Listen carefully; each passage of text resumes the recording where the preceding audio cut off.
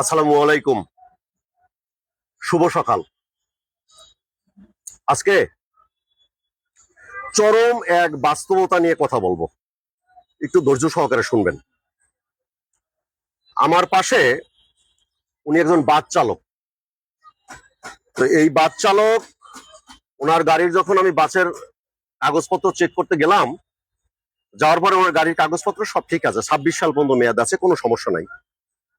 কিন্তু এই ভদ্রলোকের যখন বললাম যে আমরা ড্রাইভিং লাইসেন্সটা দেন আমাকে, ড্রাইভিং লাইসেন্স দিল 2022 সালে ওনার লাইসেন্সের মেয়াদ চলে গেছে। লাইসেন্সের মেয়াদ চলে গেছে, অফিসার হিসেবে আমার স্বাভাবিক কাজ ওনাকে প্রসিকিউশন দেওয়া, ওনার বিরুদ্ধে ব্যবস্থা নেওয়া। যখন ব্যবস্থা নিতে গেলাম তখন এই অসহায়ের মতো আইসা হাত জোর করে দাঁড়াইছে, স্যার আমি এর আগে আরো 2টা মামলা খাইছি, এর আগে আরো 2টা মামলা খাইছি, এই আমাকে আর মামলা দিয়েন না, আমি পরিবার নিয়ে চলতে খুব কষ্ট হচ্ছে।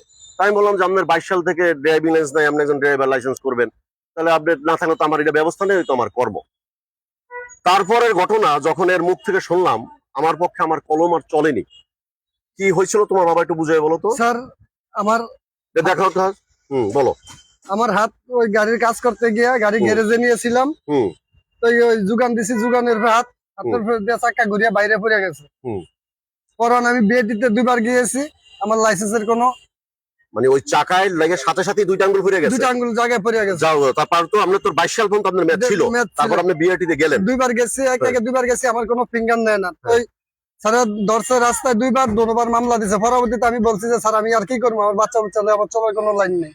ও মানুষ আসলে কি, এই যে বিআরটি তার যে লাইসেন্স দেয় নাই, বিআরটি লাইসেন্স দেয়, এটা বিআরটি আসলে দোষ না, বা বিআরটির এটা যে সে জুলুম করবে না এমনটা না।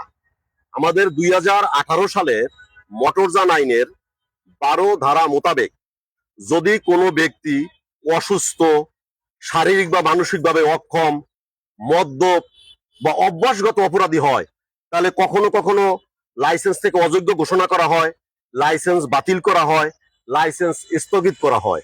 তো আসলে ও তো এখন শারীরিকভাবে অক্ষম, ও গাড়ি চালাইতে পারে, এটা ঠিক আছে, ভালো গাড়ি চালাইতে পারে, তা ঠিক আছে, কিন্তু ওরা তো লাইসেন্স দিবে না। এখন ওরা যখন বললাম যেহেতু তোমার লাইসেন্স দেয় না, তাহলে তুমি গাড়ি চালাবা না, এটাই তো স্বাভাবিক, কারণ আমার কাজ তো আইন প্রয়োগ করা। তখন ও বলতে, স্যার তার সে আমাকে মারিয়ে ফেলান, স্যার আমি কিভাবে চলবো, আমার পরিবার কিভাবে চলবে। আসলেই তো মামলা দেওয়া ছাড়া ওর পরিবারের ভরণ পোষণ নেওয়ার ক্ষমতা কি আমার আছে? ওকে কি আমি বলতে পারবো তুই আর গাড়ি তুলতে পারবি না?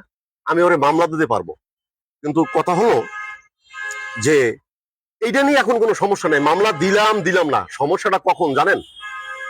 যখন আল্লাহ না করুক ওর এই গাড়িটা কোনো সময় দুর্ঘটনার কবলে পড়বে, বা যদি কোনো ওর গাড়ির কারণে কোনো দুর্ঘটনা করে কোনো মানুষ মারা যায় বা কোনো প্রাণী মারা যায়, তখন হবে কি যে 22 সাল থেকে তো তার লাইসেন্স নাই, এই যে 30 সালে আইসা সে গাড়িটা অ্যাক্সিডেন্ট করলো, আজকে যে 8 বছর 10 বছর গাড়িটা চালাইলো, এইটা কি কোনো পুলিশের সামনে পড়ে নাই?